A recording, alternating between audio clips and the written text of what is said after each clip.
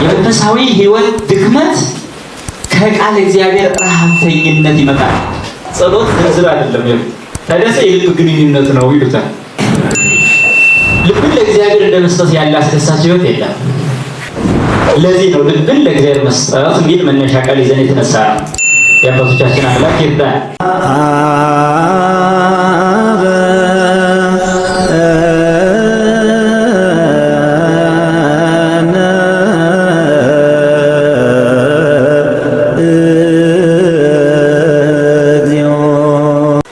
ክርስቶስን በማየት አብን ያዩታል እና ክርስቶስ ሆይ አላረጋዊ መንፈሳዊ አብረ ብርሃነከ ከመ ይርአዩ ምስጢራቲከ እንተ ልት ውስተ እመቀ ጥበባቲከ እንተ ትትገበር በአስተማስሎ ወኢ በጽሔት በመጽሐፍም ይሁን በምሳሌ የማትታወቅ የጥበብ ጥልቅ እውቀትን በልባቸው ውስጥ አብራ ይላል ለሚማሩ ሁሉ ማለት ነው።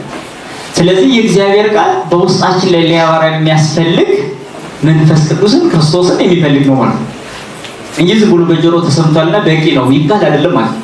ምክንያቱም የነፍስ ቀለብ ስለሆነ የእግዚአብሔር ቃል ነፍስ ደግሞ የምትሰማው አሁን ከስጋ ጋር ተዋህዳ እስካለች ድረስ በዚህ ጆሮ ነው የምታየው፣ በዚህ አይን ነው። የራሷን አይኖች ለጊዜው ሸሽጋለች። የራሷ አይኖች በተገለጡ ጊዜ የማይታየውን ብርሃን ታያለች። የራሷን ጆሮች በተገለጡ ጊዜ የማይሰማውን ድምጽ ትሰማለች። ስለዚህ አሁን ግን የሚነገረው በስጋ አንደበት ስለሆነ እናንተም በእዝነ ስጋ ሰምታችሁ ወደ ነፍስ እንድታዋህዱ ይህ ጸሎት ያስፈልጋል ማለት ነው። ሰው በአፍ ይቆርሳል፣ በአፍ ይቆርሳል፣ በእጅ ይቆርሳል፣ በአፍ ይቆርሳል። ህይወት የሚሆነው ግን ለጉልበት፣ ለእጅ፣ ለሁሉም ህዋሳት ነው። እንዲሁም የእግዚአብሔር ቃል የምንጎርሰው ደግሞ በጆሮ ነው። በአፍ የገባ ምግብ ኃይለ ስጋን እንዳጠነከረ በጆሮ የገባ ምግብ ኃይለ ነፍስን ያጠነክራል። ህብስት መንፈሳዊ ያጸን ኃይለ ሰብ የሊቁ ቄርሎስ አነጋገር ነው። ምን ይላል? መንፈሳዊ ምግብ የሰውን ልብ ያጠነክራል ይላል። የሰውን መንፈስ ኃይሉን ያጠነክራል ይላል። የመንፈሳዊ ህይወት ድክመት ከቃል እግዚአብሔር ረሃብተኝነት ይመጣል። ምንም ቢማር ያ ከነፍስ ጋር እስካልተዋሃደ ድረስ ደግሞ ረሃብተኝነቱ ላይቀር ይችላል። አመጽ ረሃበ እግል ወጽምአ ማይ ረሃብ ሰአኮ ረሃበ እክል አየት አላም ሰሚዐ ቃል እግዚአብሔር ረሃብ አመጣለሁ፣ ጥምም አመጣለሁ፣ ግን የምግብ ረሃብ አይደለም፣ የውሃ ጥምም አይደለም። የእግዚአብሔርን ቃል ከመስማት መታጎል ከዚህ በላይ ረሃብ የለም ብሎ የጠራዋል። እንግዲህ መጽሐፍ የሰው ልጅ የእንጀራ ጦቱ በጣም የሚጎዳው ከሆነ የቃል እግዚአብሔር ጦት ደግሞ ከዛ በላቀ ይጎዳዋል። ግን እንደ መደበኛ ምግብ ስለማንቆጥረው ብዙ ጊዜ ከእግዚአብሔር ቃል የራቁ ሰዎች እንደ ተራቡ አይቆጥሩም ራሳቸው። ትልቅ ረሃብ ነው ግን የእግዚአብሔር ቃል ማጣት በጣም ትልቅ ማለት ነው። እና በትምህርት ጊዜ የማይጸልይ ሰው ከአሕዛብ አይሻልም። ምክንያቱም አሁን ሙስሊም ለቀብር መጥቶ ሊማር ይችላል፣ ግን ጸሎት አያደርግም። ይሄ ቃል እግዚአብሔር እንዲዋህለትም ላይለምን ይችላል። ግን በአጋጣሚ ሳይለምን እንኳን የመዳን ፍላጎት ስላለው ሄዶ ገብቶ ሊለውጦ ይችላል። አይደል? ፍላጎቱ ብቻ ማለት ምክንያቱም እግዚአብሔር መጸለይን ብቻ ሳይሆን ቅስምን ስለሚሰማ ማለት ነው። ብዙ ጊዜ ጸሎትን ብቻ የሚሰማ ነው የሚመስለው ሰው አይደለም። መዋረድን ይሰማል፣ የልብህን ቅስ ስጥራት ይሰማል እንጂ እግዚአብሔር እኮ እኛ ለመለመን የምንፈልጋቸው ነገሮች በራሳቸው እኮ በሱ ዘንድ አስቀድሞ የታወቁ ናቸው። ይሄን አድርግ ብሎ ዝርዝር እኮ አይነገርም ለእግዚአብሔር ነበር። ለእግዚአብሔር ዝርዝር ይነገራል። ሰው አይደለማ የወደ ዳኛ ፊት ቀርበህ ነው ዝርዝር መንገር እንጂ ለእግዚአብሔር እኮ ዝርዝር አይነገረውም። ለዛ ነው አቡነ ሽኖዳ ጸሎት ዝርዝር አይደለም ይሉ ታዲያ የልብ ግንኙነት ነው ይሉታል። ስለዚህ ከእግዚአብሔር ጋር የልብ ግንኙነት እንጂ ጸሎት የቃላት ዝርዝር አይደለም። ማብራሪያ አይፈልግም እግዚአብሔር። ምን ቢቆላለፍም ይሰማል። ትልቁ ነጥብ የልብ ስጥራት ነው። ትልቁ ነጥብ በልብ ላይ ያለ የእምነት ከፍታ ነው። ወደዚህ ነው ምዕመን ማደግ ያለበት ሚል ነው መንፈሳዊ መፈክር። ከእግዚአብሔር ጋር የሚገናኝ ካህን፣ የሚገናኝ መምህር፣ የሚገናኝ ዲያቆን፣ የሚገናኝ ዘማሪ፣ የሚገናኝ አገልጋይ ያስፈልጋል። ለዚህ ነው ልብን ለእግዚአብሔር መስጠት ሚል መነሻ ቃል ይዘን የተነሳ ነው። የአባቶቻችን አምላክ ይርዳን። ልብን ለእግዚአብሔር እንደመስጠት ያለ አስደሳች ህይወት የለም። አስደሳች ህይወት ነው ያልኳችሁ። ብዙ ጊዜ ልባችን ይታወቃል፣ በጣም ይጨነቃል፣ ደስታም ያጣል። አግኝተን ራሱ አንረካም፣ በልተን ራሱ አንደሰትም። እኛ ራሳችን ደስታን ያመጣሉ ብለን ያሰብናቸው ጉዳዮች ራሳቸው ደስታን አያመጡ። ለምን እንደማያመጡ ታውቃላችሁ? ልባችን እነዚያ ተራ በሆኑ ነገሮች ላይ ነው ያለው። በእነዚህ ልደሰት ሲል ደግሞ ሌላ የጎደለው ነገር እንዳለው ይሰማዋል። ስለዚህ ያዝናል ማለት ነው፣ ይጨነቃል ማለት ነው። ልብን ለእግዚአብሔር እንደመስጠት ያለ አስደሳች ህይወት የለም። እውነተኛ አምልኮ የሚሆነው በዚህ የሚፈጸመው ነው። እውነተኛ አምልኮ ማለት አንዳንድ ጊዜ ትርኢታዊ አምልኮ አለ። እንደምታዩ ትርኢታዊ አምልኮ አለ፣ እውነተኛ አምልኮ አለ። የትርኢት አምልኮ ከእግዚአብሔር ጋር የማገናኘት እድሉ አናሳ ነው። ትርኢት የምንለው የእይታ አገልግሎቶች ናቸው። የእይታ ማለት አንዳንድ ጊዜ ሰው በዝቶ የሚወጣባቸው በዓላት ታያላችሁ። በቃ እንዴ በጣም አስደሳች ነው ዛሬ ብለን እኛ የተደሰትንባቸው ሰው የበዛባቸው ድባቦችን ታያላችሁ። እነዛው ለእግዚአብሔር አስደስተው ይሆን አላስደሰቱ ግን አናውቅም። በጣም የሚገርመው ነገር ይሄ እግዚአብሔርን የሚያስደስተው የትኛው ካል እውነተኛው አምልኮ ነው። አንዳንድ ጊዜ ሰባኪ የሚደሰተው ብዙ ሰው ሲያይ ነው አይደል? አዎ በጣም ይገርማል። አይደለም ሰው መደሰት ያለበት እውነተኛ ወደ እግዚአብሔር የቀረበችው ነፍስ በማየት እንጂ ሰው በዝቶ በመታየቱ ብቻ መርካት አይገባውም። አገልጋይ እውነተኛ አምልኮ የሚፈጸመው ልብን በመስጠት የሚፈጸም ነው። ሰው በልቡ እየራቀ በአፉ አማኝ ነኝ ቢል በእግዚአብሔር ላይ ይዘብታል። አሁን ልትበሉ አሁን በልቡ ከእግዚአብሔር ርቋል፣ ነገር ግን አገልጋይ ነኝ አማኝ ነኝ ቢል በእግዚአብሔር ላይ ይዘብታል። በእግዚአብሔር ላይ እኮ ነው ሆነ ተራ ሰው ላይ ምድራዊ መንግስት ላይ ምናምን ላይ አይደለም፣ በእግዚአብሔር ላይ ይዘብታል። አያችሁ ወታደር አስፈሪ የሆነ መሳሪያ ይዞ ከፊት ቆሞ እሱን እንደው ለመዘበት በሱ ላይ ለመሳለቅ ድፍረት ይኖራል? በፍጹም አይኖርም። አንድ ንጉስ በአስፈሪ አልባሳት ተሸፋፍኖ ወይም በሚያስፈራ ግርማ ከፊት ሆኖ ያንን ንጉስ ለመስደብም ሆነ ለማማት ሞራል ይኖራል?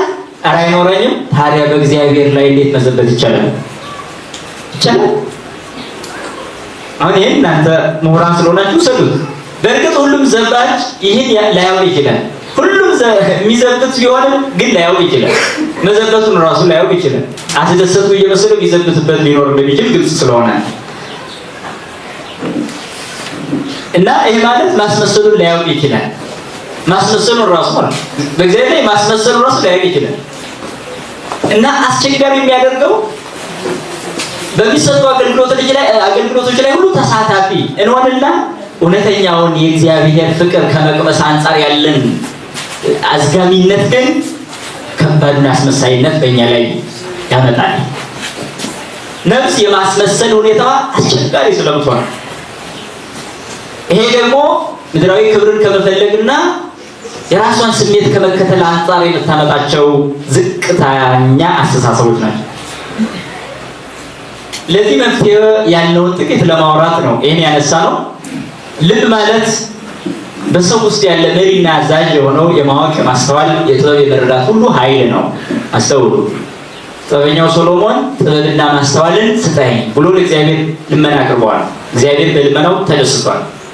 ሁሌም መንፈሳዊ ነክ ጉዳዮች ላይ የሚለምኑ ሰዎች አፍረው አያውቁም። መንፈሳዊ ነክ ጉዳዮች ላይ ቦታ ሰጥቶ ጊዜ ሰጥቶ ልብ ሰጥቶ የለመነ ሰው አፍሮ አያውቅም። ይሄ መሰረታዊ የኦርቶዶክሳዊ የመንፈሳዊ እይታ ከፍታም ነው፣ ተፈጻሚም ነው፣ የተፈተነ ህይወትም ነው። በፍጹም መንፈሳዊ ነገር ጠይቄ አጣው የሚል የለም፣ ሊኖርም አይችልም። ልክ ክርስቶስ ወንጌልን ሲያስተምር አንዲት ሴት እንደነበረችና አመፀኛ መሪ ላይ ሄዳ ፍረድልኝ እያለች ጠዋት ማታ ተጨቀጭቀው እንደነበረ ያ አመፀኛ ንጉስ ግን ሰውንም ባላፈር እግዚአብሔርንም ባልፈራ እቺ ሴት ከምትጨቀጭቀኝ ልፍረድላት ብሎ ወሰነ ይላል። ይሄን ክርስቶስ ሲያስተምር ምን አለ? ይህ አመፀኛ እንኳን የዚች ሴት መዘብዘብ አይቶ ከፈረደላት እኔማ ለሚጠይቁኝ ምላሽ ከመስጠት አንጻር እንዴት ዘገያለሁ ለማለት ትልቅ ምላሽ ሰጥቷል። አንዲት መበለት ሂዳ ስትጨቀጭቀው ንጉሱ በደስታ ሳይሆን ዝብዛዋን ፈርቶ ሰውን አክብሮ ሳይሆን እግዚአብሔርን አክብሮ ሳይሆን እንዲሁ በየጧት ማታ እየመጣች ከምትጨቀጭቀኝ ልፍረድላት አለ ብሎ በአመፀኛ ንጉሥ መስሎ ይህ አመፀኛው እንኳን ይሄንን ምልልሷን አይቶ እንዲህ ካደረገ ወደ እኔ የሚመላለሱ ሰዎች እንዴት በከንቱ በባዶ እጃቸው ይመለሳሉ እንደማለት አስተምሮናል። በውስጣችን ያለው ልብ መሪው ነው፣ አዛዥ ነው። የመረዳት ሁሉ ኃይል የሚገኘው ከልብ ነው። ስለዚህ ልብን ለእግዚአብሔር መስጠት የሚለው ትልቁም ነገር ሰው ራሱን መላ ህይወቱን መስጠት ጋር የተያዘ ጉዳይ ነው ማለት ነው። እሱን መስጠት ማለት ሰው በሁለንተና ህይወቱ ሁሉ ራሱን ለፈጠረው መስጠት ማለት ነው። ሌላ ነገር የለውም። አሁን ይሄን ስትማሩ እያራሳችሁ ያለው ልብ ብቻ በመፈተሽ እንድትከታተሉ ነው ያሳሰቡ ያለው። ልብን ከመስጠት በላይ መገዛት፣ ልብን ከማሸሽ በላይ ማመጽ የለም። ልብን ለእግዚአብሔር እንደመስጠት ያለ ቅድስና፣ ልብን ከእግዚአብሔር እንደማሸሽ ያለ ርኩሰት የለም። ልብን ለፈጠረህ እንደመስጠት ያለ ትልቅነት፣ ልብህን ከፈጠረህ እንደማሸሽ ያለ ዝቅተኛነት የለም። ልብህን ለእግዚአብሔር መስጠት ትልቅ መስመር ነው። አመጹኒ ሕዝብከ እግዚአብሔር ለነብዩ ሙሴ እስራኤል ሲበድሉት ምን አለ? ሕዝብህ በደሉኝ። አየህ፣ ማመጽ የልብ ነው። አዘው በደሉኝ ሲል ልባቸውን አሸፈቱብኝ ማለቱ ነው። አሁን ሕዝበ እስራኤል የእግዚአብሔር ሕዝብ ናቸው? የሙሴ ናቸው? እግዚአብሔር ግን ምን አለው? ሕዝቦችህ በደሉኝ። አየህ፣ የአንዳንድ አባት ንዴት ልጅሽ እንዲህ አደረገ እንደሚል ማለት ነው። ልጁ ሆኖ ሳለ ልጅሽ አየው፣ የሚያጠፋን የኔ ማለት የሚፈልግ ሰው የለማ። የሚያጠፋን ልጄ ነው፣ የሚያጠፋን ልጅ፣ የምታጠፋን ልጄ ናት ማለት የሚፈልግ የለም ማለት። በዚህ በምድራዊ ስሌት ስትመለከቱ ቅርብ ጓደኛቸው እንኳን አጠፋህ መስሎ ከተሰማው ልቡ ካንተ ይጀምራል። ለምን? የአጥፊ ዘመን መባል ስለማንፈልግ፣ የአጥፊ ጓደኛ መባል ስለማንፈልግ፣ የአጥፊ ቅርብ ወዳጅ መባል ስለማንፈልግ። አያችሁ፣ ለዛ እና እግዚአብሔር ሙሴን ምን አለው? ሕዝቦችህ በደሉኛል። ከሙሴ ይልቅ እግዚአብሔር ሆኖ የሚቀርባቸው ለእስራኤል ግን በደሉት። ስለበደሉት ማቅረብ አልፈለገም። ለዚህ ነው በመጽሐፍ ቅዱስ እግዚአብሔር በኃጥአን አንድም ቀን የቃየል አምላክ፣ የሰባት ጋት አምላክ፣ የሰባ ሰዶም አምላክ፣ ተመልከቱ፣ የአስሩ የያዕቆብ ልጆች አምላክ፣ የፈርዖን አምላክ አልተባለም። ለምን? በደለኞች ስለሆኑ። ግን የሙሴ አምላክ፣ የአብርሃም አምላክ፣ የይስሐቅ አምላክ፣ የያዕቆብ አምላክ እንዲህ ተብሎ መጠራትን አያፍርም ይላል። አያፍርም። ስለዚህ ነው እስራኤልን ሕዝቦች በደሉኝ ያሉ። ይህ የልብ ማመጽ ነው። በነቢዩ ኢሳይያስም አድሮ እንዲህ ይላል፣ ውሉደ ወለድኩ ወአድሃቁ፣ ልጆች ወለድኩ አሳደግኩ፣ ወእሙንቱሰ አለውኒ፣ እነሱ ግን በደሉኝ። እኔ ወለድኳቸው አሳደግኳቸው፣ እነሱ ግን አመጹብኝ፣ በደሉኝ ይላል። ይሄ ምንን ያሳያል? በጥንተ ፍጥረት የመጀመሪያው፣ ከዛ በኋላ በምግብና እየተንከባከበ ከግብፅ ባርነት ያወጣቸው እግዚአብሔር ነው። ይሄን የሚናገር እነሱ ግን ምን አለ? በደሉኝ። ምክንያቱም እግዚአብሔርን ያህል አምላክ ትተው ጣዖት ማምለክ፣ ወደ ጣዖት የማፈግፈግ ስሜት ስላሳዩ ማለት ነው። ልባቸውን ለጣዖት መስጠት ጀመሩ። ከግብፅ ባርነት ያወጣቸውን እግዚአብሔርን መከተል ነበር የሚገባቸው ወይስ የአሕዛብን ጣዖት? ልባቸው ሸፈተ። ለዚህ ነው በነቢዩ ኤርምያስም አድሮ ወይቤ ከመዚህ እግዚአብሔር ምን ተረከቡ አበዊክሙ ምኔ በዘይግእዙኒ ወይሃቡ ቆሙ ወተለው ከንቶ ወከንቶ ኮኑ። በጣም ያሳዝነኝ ቃል ነው። እግዚአብሔር እንዲህ አለ ይላል፣ አባቶቻችሁ ከኔ ምን አገኙብኝ? ከኔ ምን አገኙብኝ? ከኔ ምን አግኝተውብኝ ነው ጣዖት የተከተሉ? ከንቱ ነገርን ተከትለው ራሳቸውን ከንቱ ነው የቀሩት። ከኔ ምን አግኝተውብኝ ነው ይላል የሰራዊት ጌታ እግዚአብሔር። ከኔ ምን አግኝተውብኝ ነው? እውነት ወዳጆች፣ ከእግዚአብሔር ምን አገኘንበት? ብንቀርብ የማያሳፍር፣ ብንከተለው የማይተወን፣ ብናመልከው፣ ብንሰግድለት፣ ብንገዛለት ትቶን የማይጠፋ ጊዜ አይቶ የማይከዳ ችግርን ሁሉ የሚሸከምልህ እግዚአብሔር ምን አግኝተህበት ነው የምትርቀው? ልብህን ለእግዚአብሔር ስጥ። እስራኤል ይህንን አምላክ ነው የከዱት። ልባቸውን አሸፈቱበት። በእሳት ከኔ ምን አግኝተውብኝ ነው አለ። በጣም የሚያሳዝን ልብ ሰባሪ ንግግር ነው። ከኔ ምን አግኝተውብኝ ነው? እውነት ነው። ሰማይን አልፈጠረም፣ ምድርንስ ለሰው ልጅ አልሰጠም። በምድር ላይ ያለውን ሁሉ ምግብ ይሁናችሁ አላለ። ሁሉን ነገር ለሰው ልጅ አላመቻቸም? አመቻችቷል። ግን ምን አገኙበት? ከአምባገነኑ መሪ ከፈርዖን እጅ ነፃ አላደረገም። ባህር ከፍሎ አላሻገረም። ጠላት ገድሎ አላዳናቸው። መና ውርዶ ውሃ አፍልቆ አልመገባቸው። ምን አገኙበት? አሮን ግበር ለና አማልክተ ለይሃውሩ ቅድሜነ። አሮን ጣዖት ስራልን ያሉት ለምንድን ነው?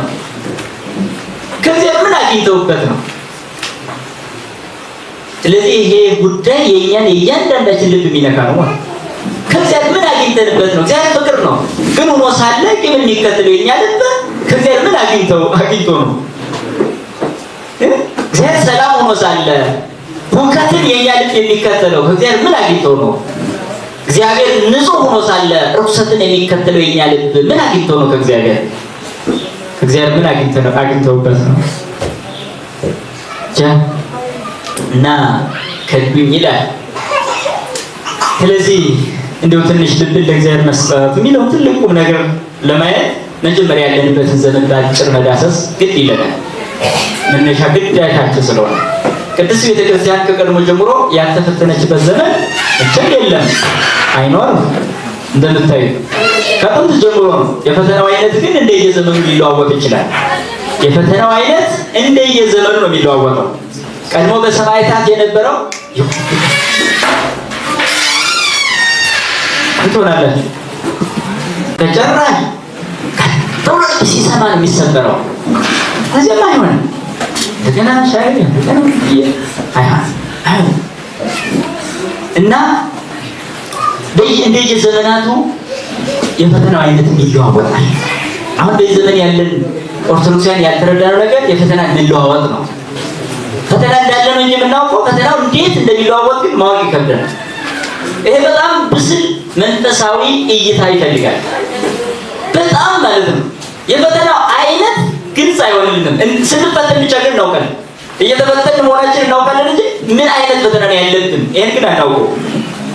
ከባድ የሚያደርገውም ይሄ ነው እና ዘመናችን በጣም ከባድ የሚያደርገው ስለ ፈተናው የአማኞች እኩል አይነት መንፈሳዊ ግንዛቤ አለመኖር ነው። ከባድ የመጀመሪያው ፈተና ነው። የመጨረሻው ፈተና ሁላችን አማኞች ሆነን ሳለ ሁሉም አማኝ ግን ተመሳሳይ ግንዛቤ የሌለው መሆን። ስለምኑ? ስለ ፈተናው፣ ስለ መከራው፣ ስለ ችግሩ፣ ስለ ጥቃታችን አንድ አይነት ግንዛቤ የሌለን መሆናችን ነው። ከባድ የሚያደርገው ነው። ቤተክርስቲያን ከጥንት ከቀደሙትም አባቶች ጀምረን ስንመለከት ፈተናውን እኩል ተረድተው የመምጣት ችግር ይታያል። ከፊትም ማለት ይቻላል። ለዚህ ነው በመካከል አንዳንዶች ተሰቃይተው ሌላው ምዕመን ግን ደህና መስሎ ራሱን ከፈተናው አግሎ እኩሌቶቹ እድሜ ዘመን ይገታቸውና ተፈትነው ያልፋሉ። ሌላው ደግሞ እንደ ሰላም ሆኖ የቀጠለ ይመስላል። ግን ፈተናው አብሮ እየቀጠለ ነው። አንዱ ሆኖ ፈተናን መቋቋም የሚባለው መንገድ እንዳይመጣ እኩል አይነት ግንዛቤ የሌለን መሆናችን በጣም ከባድ ያደርገዋል። ፈተናውን የበለጠ ማለት ነው። የበለጠ ከባድ ያደርገዋል። በጣም ማለት አንድ ቤት ላይ የተኙ ብዙ ሰዎች እኩል አይነቁም። ቀድሞ የነቃ ሰው ግን የአራዊት ድምፅ ሲሰማ፣ የእሳቱ ነዲድ ሲታይ በሙሉ ብቻውን ይሰቃያል። ቤተክርስቲያን ውስጥም ቀድሞ የነቁ ሰዎች ይሰቃያሉ። ቀድሞ የነቁ ሰዎች ይቸገራሉ፣ ያለቅሳሉ፣ ይናደዳሉ። ያለቃው ግን እንቅልፍ ላይ ነው፣ ያንኮራፋል። እንዲያውም ይባስ እሱም ይረብሻል ማለት ነው። እንዲያውም ይባስ አጠገቡ የተኛውን ይረግጣል፣ በእጁ ይወራጨፋል፣ በእግሩም በቃ ይረግጠዋል። የነቃን ሰው ውጭ ያለ ድምፅ ብቻ ሳይሆን ውስጥ ያለ ድምፅ፣ ውስጥ ያለ መወራጨፍ በሙሉ ይረብሸዋል። ቀድሞ መንቃት ቤት ያለ ችግር መስላል። ግን ካለ መንቃት የተሻለ ስለሆነ ቀድማችሁ ንቁ። ካለ መንቃት የተሻለ ስለሆነ እሳቱ ቢነድ ስታመልጠው ስትነቃ ስለሆነም ያለንበት ዘመን በውስጥም በውጭም ፈተናው አይሎ የመጣበት ውስብስብና ሰው በቀላሉ የማይረዳው በጣም ጥልቀትና ማስተዋል የሚጠይቅ ነው ማለት እንችላለን። በጣም ማለት ማስተዋል የሚጠይቅ ውስብስብ ነው ነው በጣም የተወሳሰበ ወጥመዱ ተጠምዷል። ግን የትኛው ጅግራ የትኛው ቆቅ ነው የሚገባው? እዛ ወጥመዱ የታወቀ ነው። ነገር ግን ቆቅ በላይ እስከበረረች ድረስ ወደ ወጥመዱ አትገባም። ምግብ ፍለጋ መሬት ላይ ስትወርድ ግን በረኛው ወጥመድ ውስጥ ናት። አሁንም ሰማያውያን ስንሆን ምድራውያን ሆነናልና በምድር ላይ ስላለው ጉዳይ ሰማያዊ መንገድ የምናዘጋጅበት ጊዜ እንጂ ሌላ እንደሌለን እያወቅ በስግብግብነትና በተራ ነገር ራሳችንን ስጥን ያን ጊዜ ወጥመድ ውስጥ እንገባለን። ከክርስቶስ ፊት እንሸሻለን። ወጥመዱ ግን ተጠምዷል። በጣም ፈተናው ውስብስብና ከባድ እንደሆነ ከምናይበት አንዱ በአንዲት እምነት ጥላ ስር ያሉ ወንድማማቾች ሳይቀር እርስ በርስ የሚጠፋፉበትና በተዘዋዋሪ ራሳቸው ለእናት ቤተክርስቲያን ፈተና የሆኑባት መሆኑ ነው። ከባድ ያደርጋል። ራሱ ማተብ ያሰረው ለቤተክርስቲያን ፈተና ይሆናል ብላችሁ አስባችሁ ታውቃላችሁ? በእድሜያችሁ ራሱ ክርስቲያኑ የቤተክርስቲያን ጠላት ይሆናል ብላችሁ አስባችሁ ታውቃላችሁ? እንዳይገምታችሁ ራሱ ታውቃላችሁ? ክርስቲያን ሆነ አንተ ራሱ የቤተክርስቲያን ፈተና እንደምትሆን አስበህ ታውቃለህ? አንተ ራሱ ሆነ አገልጋይ ነኝ ባይው ራሱ ፈተና ይሆናል ብላችሁ አስባችሁ ታውቃላችሁ? ካህን የቤተክርስቲያን ፈተና ይሆናል ብላችሁ አስባችሁ ታውቃላችሁ? ቤተክርስቲያን ለምትጠፋበት ሴራ ውስጥ የሚሳተፍ በትልቅ ማዕረግ ላይ ያለ ሰው ይኖራል ብላችሁ አስባችሁ ታውቃላችሁ? ጭራሽ ላታዘቡ ትችላላችሁ፣ ግን ይሆናል። አየህ፣ በአንዲት እምነት ጥላ ስር ያሉ ለአንድ መንጋ ለአንድ እረኛ አንድ መንጋ የተባሉ እርስ በርሳችሁ ይጠፋፋሉ ብላችሁ አስባችሁ ታውቃላችሁ? ማተብ ያሰረውን ይገድላል ብላችሁ አስባችሁ ታውቃላችሁ? ጠላት ሆኖ ሲነሳሳል ብላችሁ አስባችሁ ታውቃላችሁ? ግን ያለንበት ዘመን ትልቅ ፈተና ነው። ከጥንት ጀምሮ ያለ ሐሳባዊና ፖለቲካዊ ሴራ ተደቅኖባት ቢኖርም አሁን ሙሉ ለሙሉ የጥፋት ፍሬ አፍርቶ ወደ ተግባር ያደገበት ጊዜ ነው። ሐሳባዊ፣ ፖለቲካዊ፣ አካላዊ ፈተና እኮ ይዟ መታለች ቤተክርስቲያን። ምንም ከጥንት ጀምሮ በዘመናት የምትፈተንባቸው ፈተናዎች ናቸው አሁን የመጡት። ነገር ግን ቀድሞ የነበሩ የእምነት ጠበቆች ፍጹም በተረዳ መልክ ይጓዙ ነገር ያን እዚህ አስተላልፈዋል። አሁን ያለን ደግሞ ምን አይነት የእምነት ጠበቆች ሆነን እዚህ ወደዛ እንደምናስቀጥል እንግዲህ ጥያቄው ለኛ የተተወ ነው። ለምሳሌ በዘመነ ነቢያት የነበረው የቤተክርስቲያን ፈተና ጣዖታዊነት ነው። ጣዖታውያን ይበዙ ስለነበረ ቀጥታ የእግዚአብሔርን ሕዝብ ወይም በአምልኮተ እግዚአብሔር ያለ ሕዝብ የሚፈተንበት ፈተና ፍቅረ ጣዖት ነው። በዘመኑ በጣም የጣዖት ኃይል የገነነበት እግዚአብሔር የሚሰደብበት በዛሬው ዕለት የምናስበው እንኳን ሰናክሬም ጣዖት አምላኪ ነው። እግዚአብሔርን የሚያመልከውን ሕዝቅያስን ምን ያህል እንደፈተነው እንደተገዳደረው እግዚአብሔርን እንደሰደበው ታውቃላችሁ። ነገር ግን ሕዝቅያስ የወሰደው የመጨረሻ መፍትሄው ምን ነበር? አመድ መነስነስ፣ ማቅ መልበስ፣ ከዙፋኑ ወርዶ ራሱን ማዋረድ። ከዚያ በኋላ እግዚአብሔር ጸሎቱን ሰምቶ ምላሹ ሌላ ሆነ እና ነቢያት በሙሉ ሲፈተኑ የነበሩት በጣዖታውያን ነው።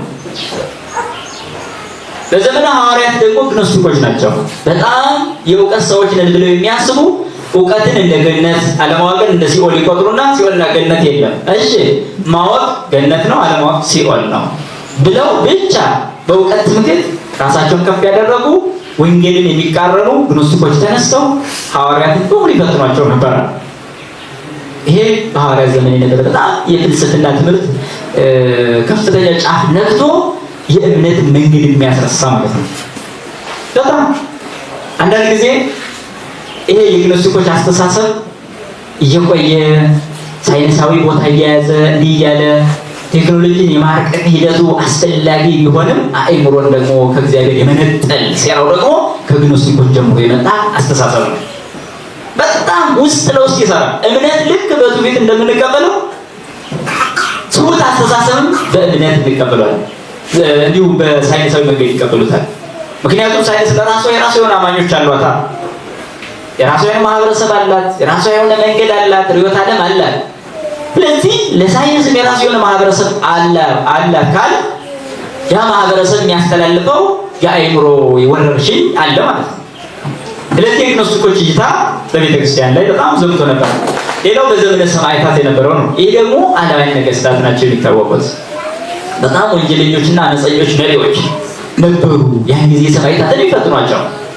ቤተክርስቲያን የመጣችው በነገራችን ላይ አሉታዊ ፖለቲካ ውስጥ ያሉ ሰዎች ቀጥታ እግዚአብሔር ንጉሳችን ነው ብለው በሚያመልኩ ማህበረሰቦች ላይ እኛን በእኛ ላይ የሚያምፁ ስለሆኑ እነዚህ ክርስቲያኖች ይጥፉ ብሎ የሚያወጀው ከጥንት ጀምሮ የፖለቲካ ሀሳብ ነው። አንዳንድ ጊዜ በዚህ ዘመናችን ያልታወቀው አንድ ነገር ብሎ ታውቃላችሁ?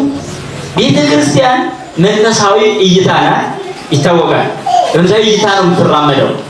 በምድራዊ እይታ ላይ ያለውን በመንፈሳዊ እይታ ቀድሳ ነው መኖር የምትፈልገው።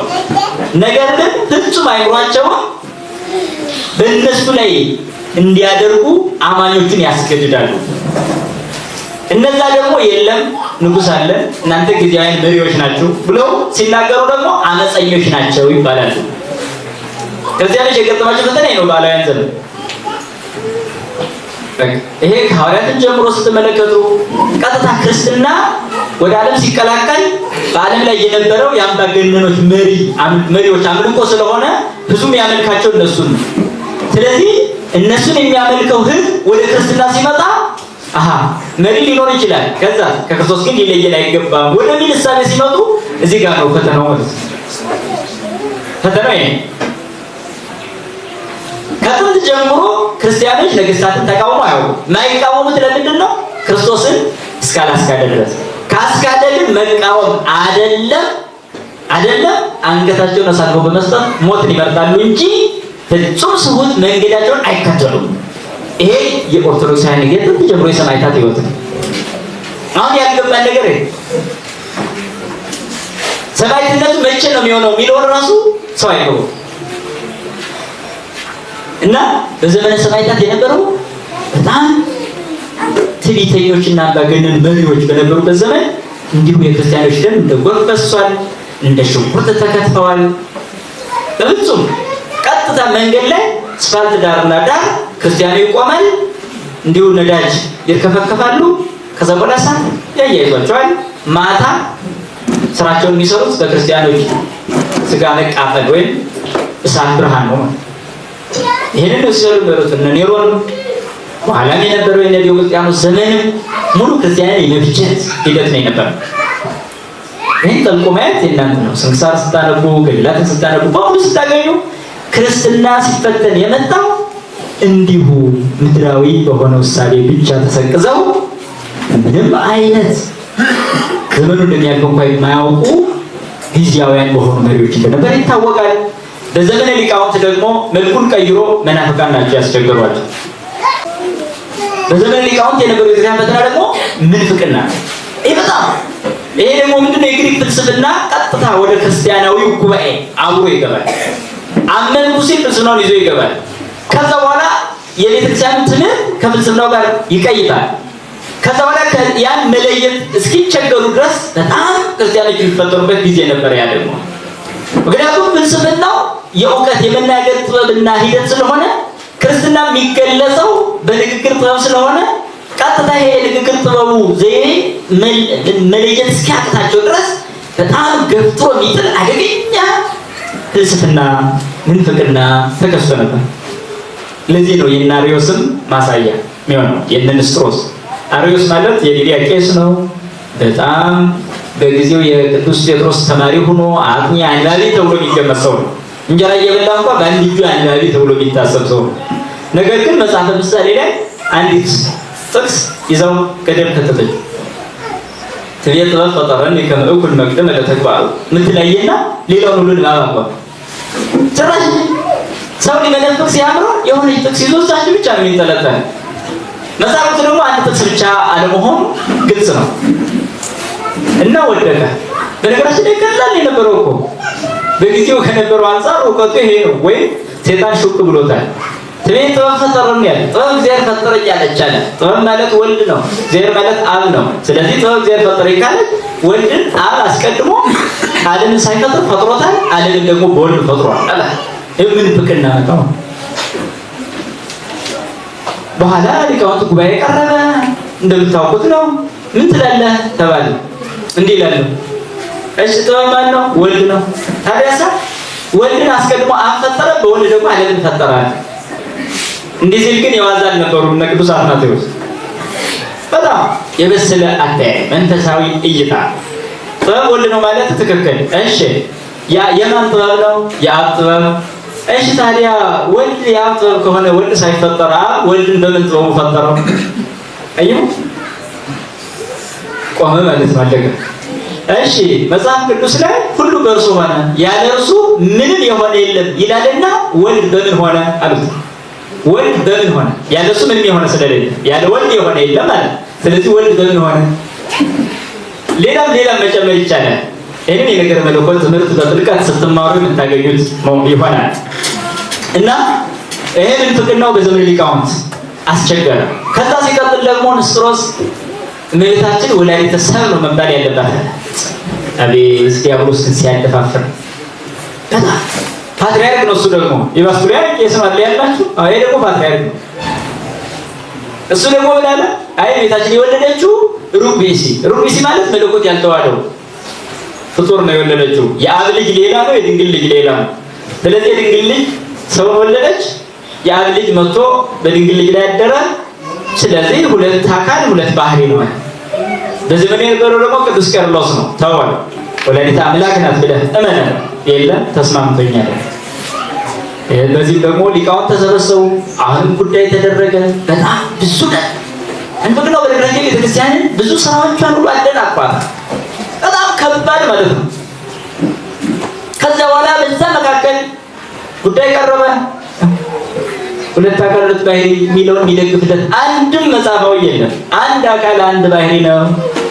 በዚህ ግን የመጽሐፍ ቅዱስ በሙሉ ከሰማይ የወረደ የሕይወት እንጀራ እኔ ነኝ አለ። ስለዚህ የወረደው ምንድን ነው? እስከዚህ ድረስ በጣም ሰፊ ጥያቄዎች ይቀርቡ ነበር። በዚያ እንዲህ ብሎ ወጣ፣ ተወገዘ። ያው መጨረሻውም በጣም በከባድ ቅጣት ተቀጥቶ ነው የሞተው። እሱም አርዮስም ተቀጥቶ ነው የሞተው እና ሌላ መቅዶኒዮስ የተባለ ደግሞ በማን ላይ ተነሳ? መንፈስ ቅዱስ እንደ አብ እንደ ወልድ አይደለም ብሎ ተነሳ። እሱም ጳጳስ ነው። እንደ አብ እንደ ወልድ አይደለም ብሎ ተነሳ። በዚህ ደግሞ እንደገና ጢሞቴዎስ የተባለ አፈ ጉባኤ ሆኖ ሊቃውን ሰብስቦ መንፈስ ቅዱስ የባሕርይ አምላክ መሆኑን በትክክል አስረዳው። አልቀበላለ። እሱም ተወግዞ ተለየ። እንዲህ በዓለም አቀፍ 3 ጉባኤያት ይባላል። ጉባኤ ኒቅያ፣ ጉባኤ ኤፌሶን፣ ጉባኤ ቆስጠንጢንያ የሚባሉት ማለት ነው። ይህ ዓለም አቀፍ እውቅና ማለት። ከዛ በኋላ ግን አራተኛው ነው መላ ቤተክርስቲያን የጎዳት ምንፍቅና ደግሞ። አራተኛው ጉባኤ በጣም አደገኛ ጉባኤ ከሊቄዶን የሚባል ፓትርያርኩ ሊዮን ይባላል፣ ንጉሱ መርቅያን ይባላል። እዛ ላይ የነበረ እስካሁን ቤተክርስቲያንን መቀበቃት ከቷት የቀረው ያ ምንፍቅና ነው። ወደ 636 አካባቢ ጳጳሳት የተሰበሰቡበት ሊቃውንት ተሰብስበው የሊዮን ደብዳቤ አይ ቄርሎስ አንድ አካል አንድ ባህሪ ማለቱ ትክክል አይደለም፣ አንድ ባህሪ አንድ አካል ማለቱ ግን ልክ ነው፣ ሁለት ባህሪ ማለት አለበት። ሊዮን ሁለት አካል ማለቱ ትክክል አይደለም፣ አንድ አካል ማለት አለበት እንደ ቄርሎስ፣ ባህሪው ግን ሁለት ማለቱ ትክክል ነው የሚል በጣም የሚገርም ደብዳቤ እንዳሰራቀ መሐላ ሽማግሌ መስሎ ይሄንን ወስዶ ከተት እዚያ ያ ሁሉ የነበረ ፖለቲካውን ያለ እየጎዳት እንደሆነ ነው የምነግራችሁ። በዛ ፖለቲካ ውስጥ ምንፍቅና ነው እየተላለፈ የመጣው ነው ብላችሁ። ያ ትልቅ ጉባኤ እኮ ነው። ጳጳሳት አሉበት፣ ሊቃውንት አሉበት። እዚያ ላይ ግን የማን እጅ አለበት? የመርቅያን እጅ አለ። መርቅያን ማለት ነው የፖለቲካው መሪ ነው ያን ጊዜ። ስለዚህ እጁን ምን ላይ አስገባ ማለት ነው? በሊቃውንት ጉባኤ ውስጥ አስገባው ማለት ነው። ከዛ ሊሆን ምንፍቅና ተቀባይነት እንዲያገኝ አደረገ። ሁሉም ጳጳሳት አሜን ብሎ ተቀበሉ። ይሄንን ጉድ እኮ ነው። ይሄን ጉድ እዛ መካከል ላይ ዲዮስቆሮስ የተባለ አንድ ብቻ ደብዳቤውን ሲሰጡት እንዴ ይሄማ አባቴ ቄርሎስ ያወገዘው ነው አለና ቀደደው። አቤታቸው እኮ እንዴ አለቃ አይደለም እንዴ እንዴት አታከብርም ማለት አንዳንድ ጊዜ እልቅና ለምን በምን እንደሆነ ሁሉ ማያውቅ ብዙ ሰው አለ። አሁን በመንግስት ስራቸው ላይ ኃላፊ የሚለውን እንጂ ሃይማኖትን ሚነካ ነገር ሲናገሩ እንደ ኃላፊ ማታዘዝ ይገባል አይገባም ይሄ ልጅ ነው ያለው። ብዙ ሃይማኖት ከነካ እኮ አለቃ አይደለም። ምን ሰው ማወቅ አለበት። እና ዲዮስቆሮስ ምን አለ እንዴ አለቃ የሚሆነው እኮ ሃይማኖቴ እስካልነካ ድረስ በሃይማኖት ካልመሰለኝ አለቃ አይደለም። ሳጥናኤል ሲክድ ሚካኤል ነው የካደ ወይስ ገብርኤል ነው የካደ? እሱም በሃይማኖት እስካልመሰለኝ አለቃ አይደለም ማለት። በኋላ ጉባኤው በዚህ ተፈተነ። በኋላ ብርክሊያ ትባላለች የንጉሱ ሚስት። እንዴት ነበር አለች። ሰማያዊ በጊዜው እንግዲህ ባለስልጣን አይደለች። እንግዲህ እነሱ ሀሳባቸውን በዛው በሊቃውንቱ መሀል አካተው በቃ ጥሩ ስራ እንደሰሩ ስለሆነ ነው ያሉት። እንዴት ነበር ጉባኤው ስትል አይ ጉባኤው ጥሩ ነበረ፣ ነገር ግን ዲዮስቆሮስ የሚባል አሻፈረኝ ብሎ ያው አምጿል አሏት። ጥሩልኝ ጊዜ ያነሳቸው ሰዎች እና ትዕቢታቸው መከራ ስልጣን ያልፋ አይመስላቸው፣ ዘመን ያልፋ አይመስላቸው። አይምሯዊ ጉዳት ውስጥ ናቸው እና ጥሩልኝ ያለች መጣ። ለምንድን ነው በቃ እናንተ መነኮሳት ስትባሉ ይህን ያህል እንትን ያደርጋችሁ ምንድን ነው? ቀድሞም አባቴ ዮሐንስ አፈወርቅ እናቴ አውዶክሲያ ጋር እንዲህ አልስማማ ብሎ ይኸው ተግዞ ሞተ። አንተም እንዲሁ አሁን አለች የአባቴን ሞት ተናግረሽ የእናትሽንስ ሞት አትናገሪ? እሷስ እሱን ብታሳድድ ምን ተጠቀመች? በእሱር ደዌ ተጎሳቁላ የሞተች አይደለችም አላት እዛው። ከዛ ብታፍር ተነሳ በጥፊ። ሌሎች አጠገቧ የቆሙት ሄደው ጢሙን ነቅተው ጥርሱን አወለው። እሱ ግን ያችን ጥርስ እንኳን የሃይማኖት ፍሬ ናት ብሎ ለመና እንዳከላች። ከዛ በኋላ ያችን እንግዲህ ጉዳይ ተይዞ እነዚያ መለካውያን ተባሉ። መለካውያን ማለት ጊዜ ያነሳውን ዘመን የወደደውን ተከትሎ የሚሄድ ሰው መለካዊ ነው የሚባለው። ምን ማለት ነው? ፍጻሜ ፈቃደ ንጉስ ማለት ነው። ይመርም አይመርም የሚቀበል ማለት ነው።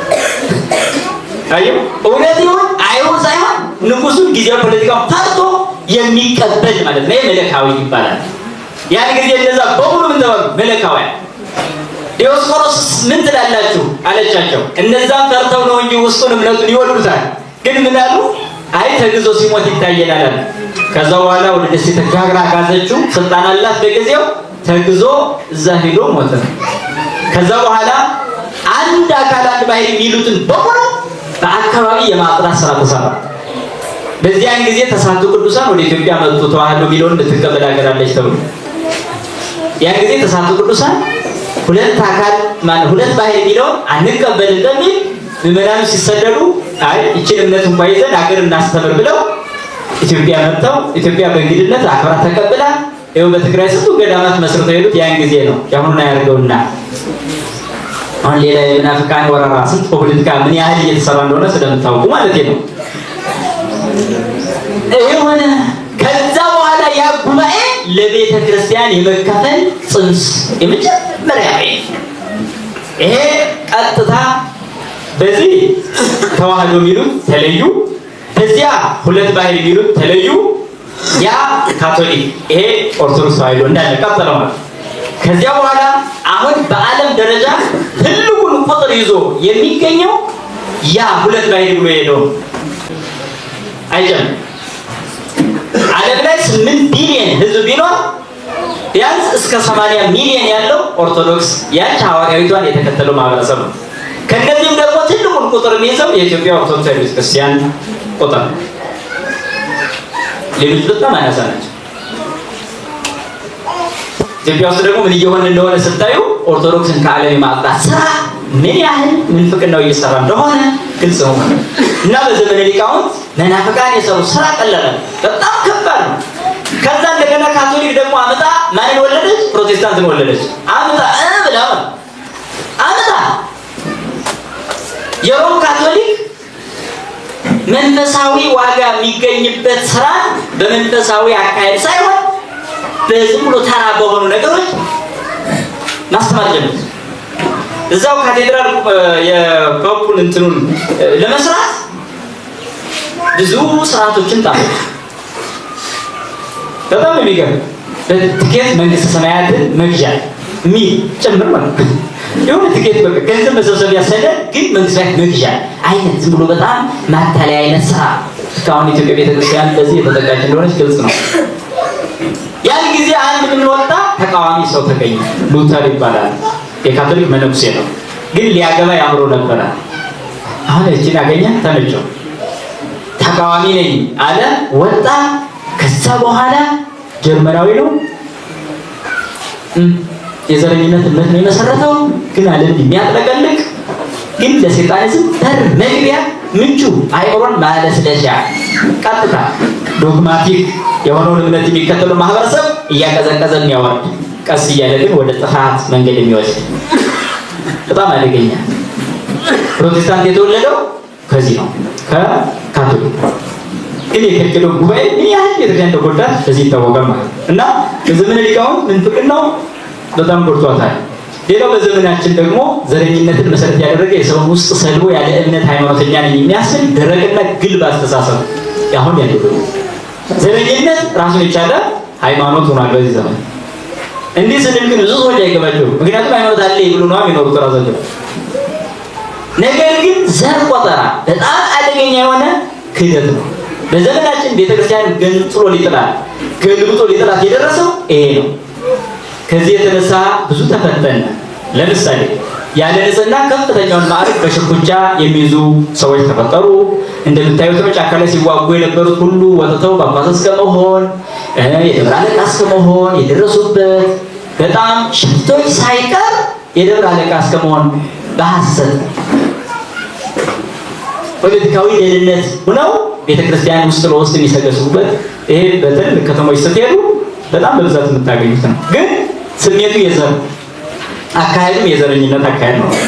አሁን በዘመናችን ቤተክርስቲያን ተፈተነች ሲባል እንዲሁ ዝም ብሎ በተራ ነገር እንዳታዩ። ሌላው የዘር አገልግሎት መስፋፋቱ የብቻ አይደለም።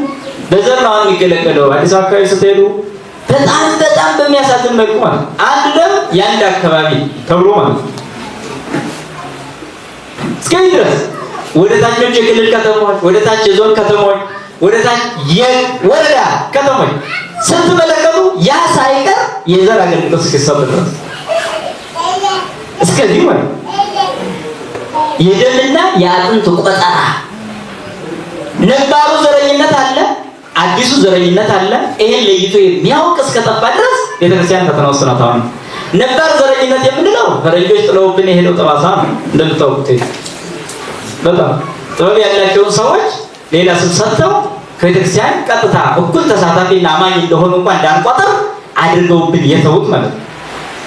ልብስ የሚሰራን ሰው ሸማኔ ስድብ ሆኖ ይገርም። ብራና የሚሰጥን ሰው ፓቂ ስድብ ሆኖ፣ ብረት የሚቀጠቅጥን ሰው ቡዳ ስድብ ሆኖ፣ ይሄ ደግሞ በጋብቻ በቅዳሴም በማህበራዊ በጥቅሉ ግሉል ሆኖ እንዲኖር ጥበቡን ለሌላ ሰው እንዳያሳድግ ሞራላቸው ሙቶ ማንነት ጥያቄ ውስጥ እድሜያቸውን እንዲጨርሱ የሚያደርግ እኛ ምንድነን እስኪሉ ድረስ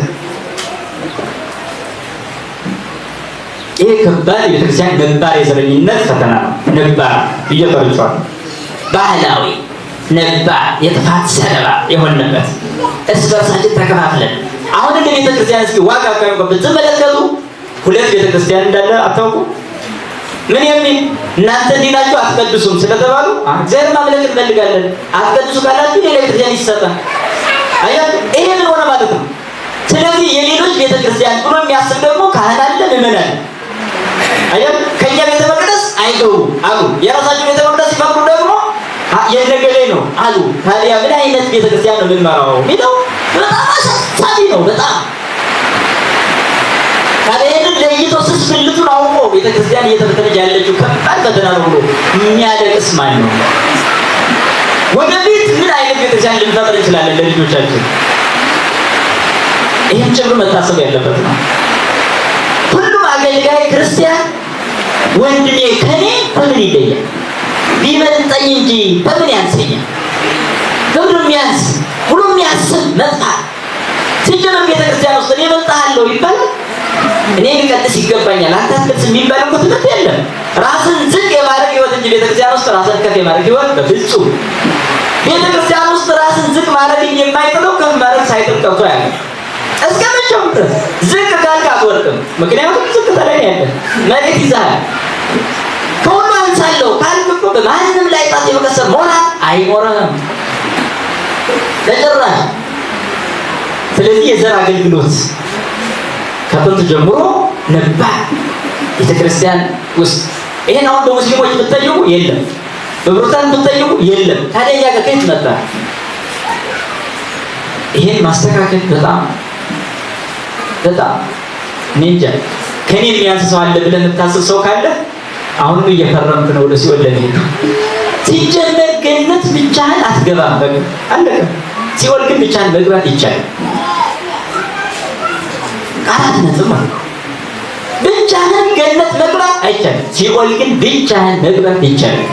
እንፈቀደ ወንድሙን የገባ ገነት ገብቶ አያውቅም። እዛ እሱ ቀድሞት ገብቷል። እሱ የገባው እሱ የገደለው እሱ ያሳደደው ቀድሞት እኮ ገነት ገባ። ጴጥሮስ ጳውሎስ ገነት ስለገቡ ኔሮን ሊገባ አይችልም።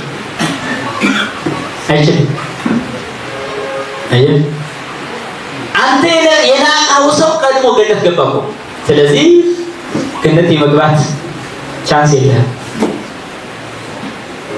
አንተ የናቀው ሰው፣ አንተ ያዋረድከው ሰው፣ አንተ ዝቅ አድርገህ ያየው ሰው በእግዚአብሔር ዘንድ ትልቅ ነበር፣ በእግዚአብሔር ዘንድ የከበረ ነበር። ይሄ ሰው ገነት ገባ። ስለዚህ አንተ ወዴት ነው የምትገባው? እሱ ጋር ለመግባት እሱ ጋር መፋቀር ነበረበት። እሱን መውደድ ነበረበት። የእሱን ድክመት መሸከም ነበረበት። አየሁ፣ የተጎዳ ነው ጋር ጉዳቱን መሸከም ነበረበት።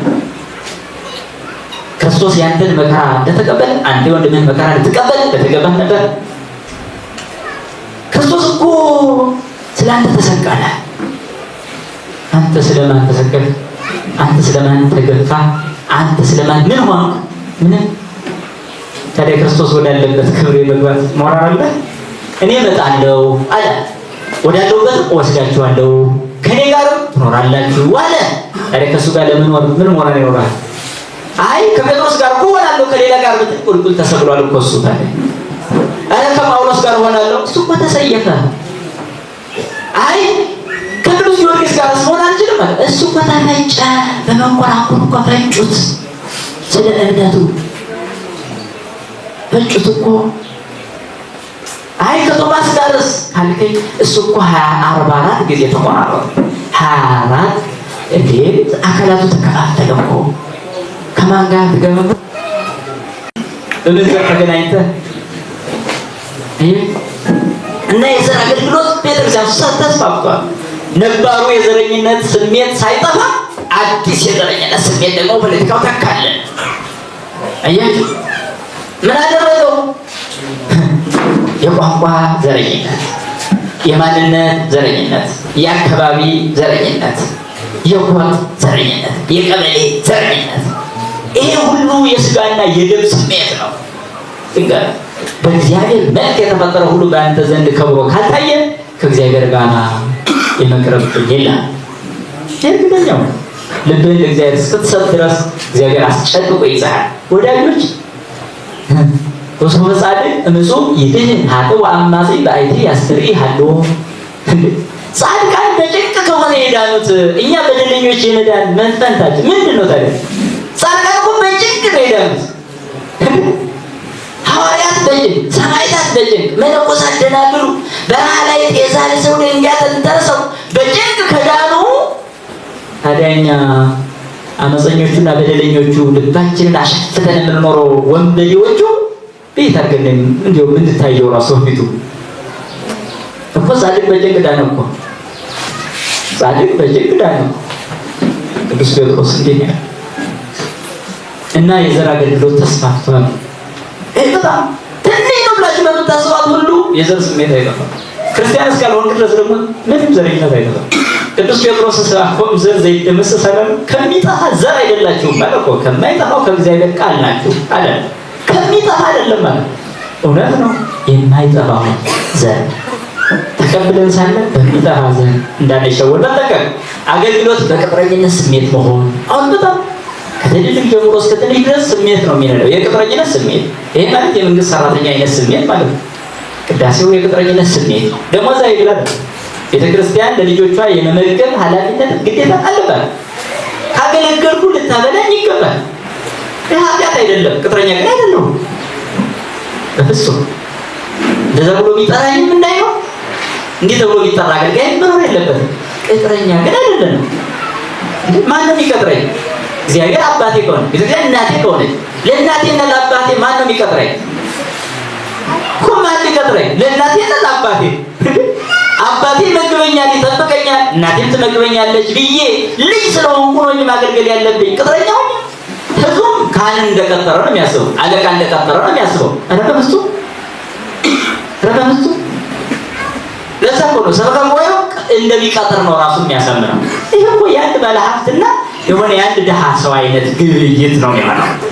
አንዲትን ሰራተኛ ከቤት እገሌ ቀጥሯል እንደሚባል፣ አንድን ባሪያ ጌታ ወገሌ ቀጥሯል እንደሚባል፣ እንደዛ አይደለም። ቤተክርስቲያን ውስጥ አንድ ሀብታም አንድ ድሃ የለም።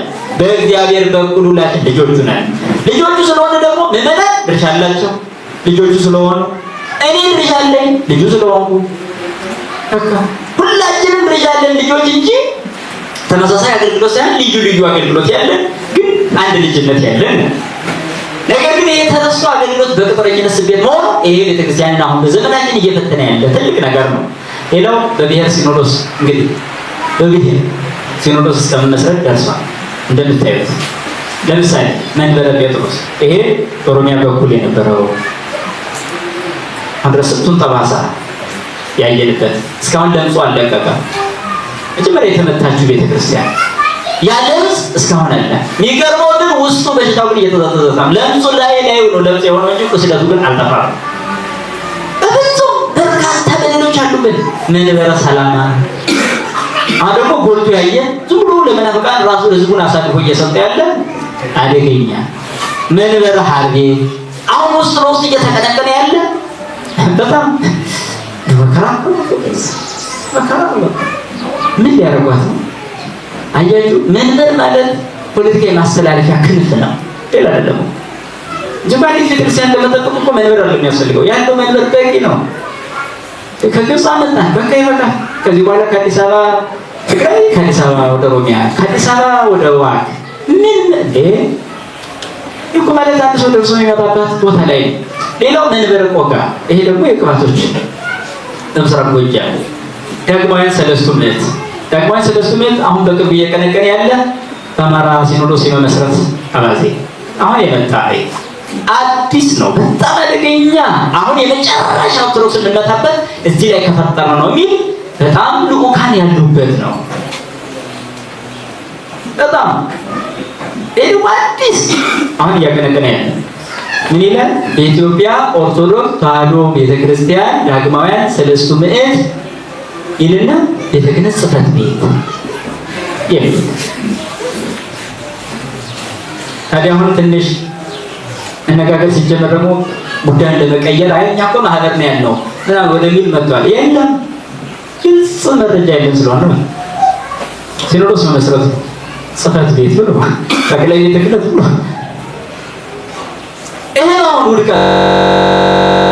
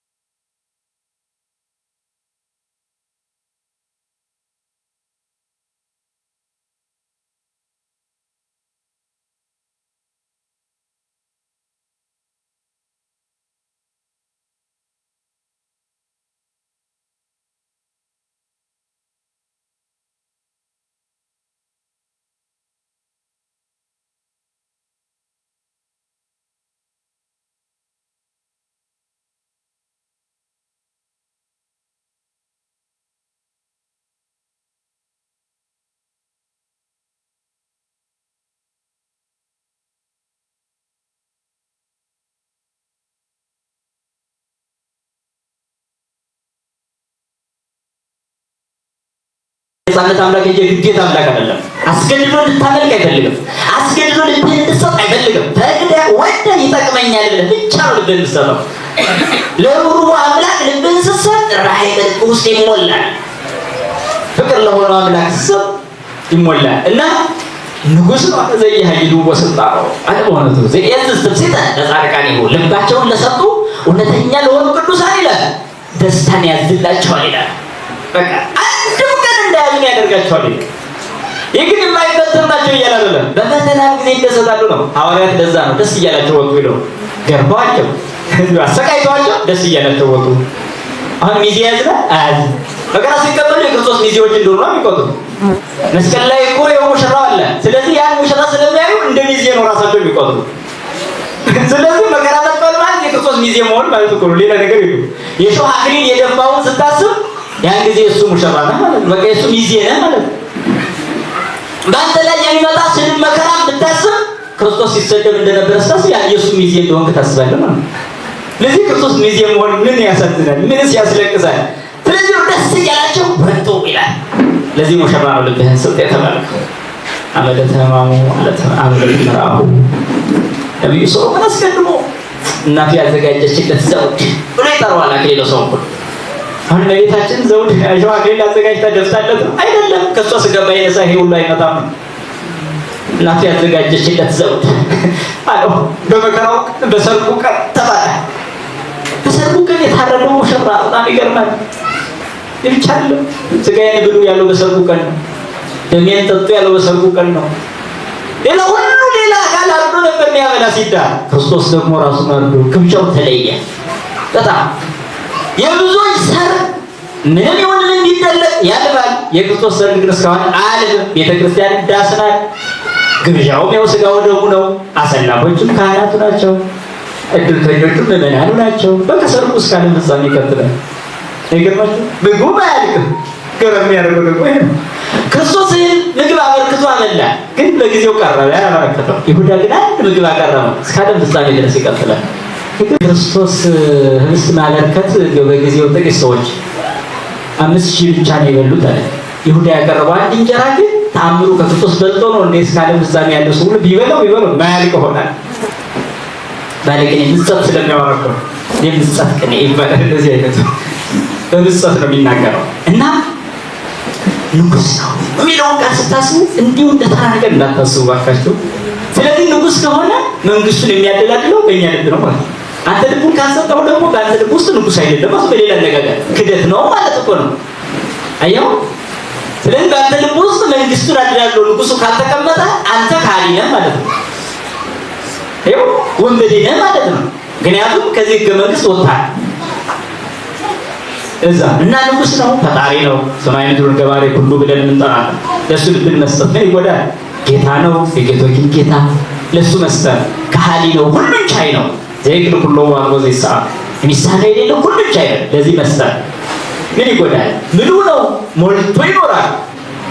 የት እጅ አገኘዋለሁ እንዳትሉ ሁሌም እናንተ ጋር አለ። ሁሌም ከእናንተ ጋር ነኝ አለ። እስከ ዓለም ፍጻሜ ድረስ ከእናንተ ጋር ነኝ አለ። ከእናንተ ጋር ነኝ። ለዚህ ልብን መስጠት ምንኛ ያስደስታል። አስቡት፣ ከወሰን በላይ ነው። ከወሰን በላይ ለሆነው እግዚአብሔር ልብህን መስጠት በዚህ ዓለም ትርኪ ብርኪ ጋራ ምን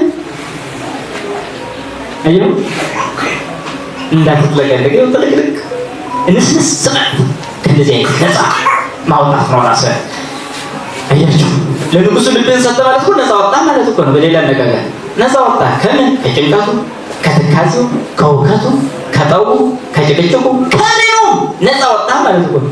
ስለዚህ ልብ ለእግዚአብሔር መስጠት ነፃ መውጣት ስለሆነ ማለት ነው። በቃ ንጉሱ ተረከባት እኮ አገሪቱ። ስለዚህ ምን ታረቁ? ሌላ ጠላት መጥቶ የገዛት የነበረች ሀገር እውነተኛው መሪዋ መጥቶ ነፃ ካደረጋት በኋላ ጸጥ እንደምትል ቀጥታ በእኛ ልብ ውስጥ ያለው ሁከት የጦርነቱ ጉዳይ ንጉሱ በልቡ ስላልነገሰ ነው። አየህ ይወጣል። ከዛ በኋላ የራሱ ሰራዊት ይዞ ወደ አንተ ልብ ይመጣል። ማን? ንጉስ። ለዚህ ነው ምሉ ነው ንጉሱ። ግን ከወሰን በላይ ነው ንጉሱ። አይደረስ የሆነ ነው። ገባሬ ሁሉ ነው። ዘላለማዊ ነው። ይሄ ለእግዚአብሔር ይሄ እግዚአብሔር ልብን ለዚህ መስጠት ይልቻ መሰላችሁ የራቀውን ነገርኳችሁ አይደለ? ረቀረብ ብላችሁ መልካምነት ነው እግዚአብሔር ራሱ ብሎ መልካምነት መልካም ስታደርግ ካንተ ጋር ነው። ሁሉም ልብህ ግን ካሰበ እግዚአብሔር ካንተ ልብ ውስጥ አለ ማለት እኮ ነው። አየሁ ሁሌም ማለት ነው። ህሊና ሽፍታ እንዳይሆን አይምሮ ወንበዴ እንዳይሆን ተጠንቀቅ። አለዚያ በክፎች ቁጥጥር ስር ነህ ማለት መልካምነት ነው። ለመልካምነት ደግሞ ወሰን የለም፣ ድንበርም የለም። ምናልባት መልካምነትን ወሰን ልሰጠው ፈልጋለሁ። ምንድነው ካላችሁ ግን ክፋት። መልካምነት የሚገደበው በክፋት ብቻ ነው። ከዛ ውጭ መገደቢያ የለውም። እግዚአብሔርን ማግኛ መንገድ መልካምነት ነው፣ መጀመሪያ እንጂ መጨረሻ የለውም። ይሄ ደግሞ አስደሳች ያደርገናል። እግዚአብሔርን የመፈለግ ጉዟችን ሁልጊዜ የማይቋረጥ ስለሆነ አስደሳች ያደርገዋል። ምክንያቱም እግዚአብሔር ላይ ደርሻለሁና ሌላ ፈልጋለሁ የሚባል ነገር የለማ። ስለዚህ ጉዞ ሁሉ አግኝተም ጉዞ ነው። አግኝተም እኮ አቤት! ለዚህ ነው ዘባሃቤከ ያዕርፍ ነጽሮተ ኩሉ ነባብ ያለ። በጣም ይገርም እኮ ነው። በአንተ ዘንድ የሚቆማል። በአንተ ዘንድ ሁሉን እያየው ቆይቶ ሰው በእሱ ዘንድ ይቆማል። ፍቅር ነው። እስመ እግዚአብሔር ፍቅር ውእቱ ዋለ ለመሳል እግዚአብሔር ፍቅር ነው አለ። እንዲህ ሲል ምናልባት ይሄን ለመግለጽ እንቸገራለን። እግዚአብሔር ፍቅር ነው ማለት ሁሌም ንጹህ ፍቅር በአንተ ልብ ውስጥ ካለ እግዚአብሔር እዛ ውስጥ አለ ማለት ነው። በሌላ ነገር አየሁ በበደል ሳይቀር የማይሻር ፍቅር ካለ ነው። ምክንያቱም ይሄ በሐዋርያት አገላለጥ ሰፊ ቦታ ተሰጥቶታል። ለዚህ ነው በሰዎችና በመላእክት ልሳን ብናገር ፍቅር ግን ከሌለኝ ከንቱ ነኝ፣ እንደሚጮህ ናስ ወይንም እንደሚንሿሿ ጸናጽል ሆኛለሁ። ጸናጽል ጥቅሙ ለራሱ አይደለም ለሚሰማው ነው። ከበሮ የሚጮኸው ድምፁ ለሌላው ነው የሚያምረው እንጂ ለራሱ አምሮበት አያውቅም። በፍጹም ተጠቃሚ አይደለም። ፍቅር የሌለው ሰው ምንም አይነት ስራ ቢሰራ ሌላው ይጠቀምበታል እንጂ እሱ ተጠቃሚ አይደለም። አይገርምም? ሰባኪ እንዲህ ብቻ አይደለም ፍቅር አይቀና ይላል፣ ፍቅር አይመካ ይላል ሲገልጸው። ይሄ ብቻ ይመስላችኋል? መጨረሻ ቁጥሩ ላይ እንዴት አድርጎ አሳምሮ ገለጸው? እምነት፣ ተስፋ፣ ፍቅር ለዘላለም ጸንቶ ይኖራል ይልና ከሁሉም ግን ፍቅር ይበልጣል ሲል ይደመድማል። እግዚአብሔር የተጠራበት ነው። ከሁሉም ማለት ፍቅር ይበልጣል። ከእምነትም ከተስፋም እንዴ ሁሉንም የምትጠብቁ በፍቅር ነው። አየሁ እምነትን ሁሉ የሚያሳድግልህ ፍቅር ነው። እግዚአብሔርን ከወደድክ አለማመን አትችልም። ፍጹም ማንነትን በሱ ላይ ተጥላለህ። ሰዎች እንዲያከብሩህ አትፈልግም። ራስን ለመከበር ምንም ደንታ አይኖርም። ለምን? ፍቅር ውስጥ ነህ፣ እምነት ውስጥ ነህ፣ ተስፋ ውስጥ ነህ። አየሁ እኒህ ሶስቱ ትልቅ ማሰሪያዎች ናቸው። ያዟቸው። እምነት፣ ተስፋ፣ ፍቅር። አቤት! እምነት ምን ለመናል እግዚአብሔር መስጠት፣ ተስፋ ነገ ምን እንዳለ ቀጥታ ማረጋገጥ ማለት ነው። ፍቅር ይሄን ሁሉ የማገኘው እሱን በመውደድ። ፍቅር የሌለበት ተስፋ፣ ፍቅር የሌለበት እምነት ሊኖር አይችልም። አየህ ፍቅር ደግሞ በሌላ አነጋገር እውነት፣ እውነት ደግሞ በሌላ አነጋገር ህይወት ይሆናል። ስለዚህ ትፈልጋለህ ህይወት ልብህን የምትሰጠው ለህይወት ነው ማለት ነው። ህይወት ደግሞ ማለት ነው ራሱ እግዚአብሔር። ህይወት ሞተ፣ ህይወት ሞትን ቀመሳለ መጽሐፍ። ህይወት ምን ያለ ሞትን ቀመሳለ። ስለዚህ ሞትን የቀመሰ ህይወት ህይወትን ይሰጠናል። እሱ በጣም አብዝቶ እኛን ወደደን፣ ህይወቱን አስከፈለው። ይሄ ፍቅሩ። እኛ ደግሞ እሱን አብዝተን ስንወድ ህይወት ይሰጠናል። ይሄ ፍቅሩ። አይገርማችሁ? የእሱ ለእኛ ያለው ፍቅር ከሰማይ ያወረደው፣ እኛ ለእሱ ያለን ፍቅር ከምድር ያወጣናል። ንጽጽራሉ ጻው ሰሐሰሳው ለዘመጸ ለሐሰሰው ተካ አንተ እንዲፈልግ በፍቅር የመጣውን አንተም በፍቅር ልትፈልገው ውጣ። አዎ በልባሳት በምናምን ከፍ ብሎ መታየት ይፈልጋሉ። ምክንያቱም እሳቸው ጋር ስለሚሆን ነው። ይሄ አሕዛብ ጭምር እኮ ነው። ይሄ የአሕዛብ ከፍታ አሕዛብ ሌላ ተስፋ ስለሌላቸው በምድር ላይ ከፍ ብሎ ማለት ይፈልጋሉ። ለዚህ ነው ማያመሰግናቸው ሁሉ ከስልጣን ከምን እያባሩ የሚያቸውን ይያዙ እዛ አክብሩኝ ባዮች ናቸው። ያው ወደኛም ዘልቷል እና ለፍቅር ነው ልባችሁን ስጡ ያልኳችሁ። ስለዚህ እግዚአብሔር ፍቅር ነው። አያችሁ አይደረስም ያልኳችሁ እግዚአብሔር በፍቅር ሲሆን ግን የቅርብ አምላክ ይሆናል ማለት ነው። ራሱ ምን አለ? እኔ የቅርብ አምላክ ነኝ የሩቅ አምላክ አይደለሁም ማለት ነው። ሲገልጽልን የቅርብ አምላክ ነኝ ብሎ ራሱ ገለጸልን። የቅርብ አምላክ ነኝ ብሎ ፍቅር በመሆኑ የቅርብ አምላክ ነው። በምርምር ልድረስ ለሚል ግን እየራቀበት ይሄዳል እንጂ በፍጹም አይቀርበውም። ይሄን ተወከለ የማንም ህሊና የማይደርስበት ነው። በምርምርና በቁፋሮ አይገኝም እግዚአብሔር። በጥናት የሚገኝ እግዚአብሔር የለም በቅድስና እንጂ። ለዛ ነው ትሁት ነው ስላችሁ ምን እያልኳችሁ እንደሆነ ግልጽ ነው። ትህትና የበለጠ የሚነገርበት እኮ እግዚአብሔር ነው።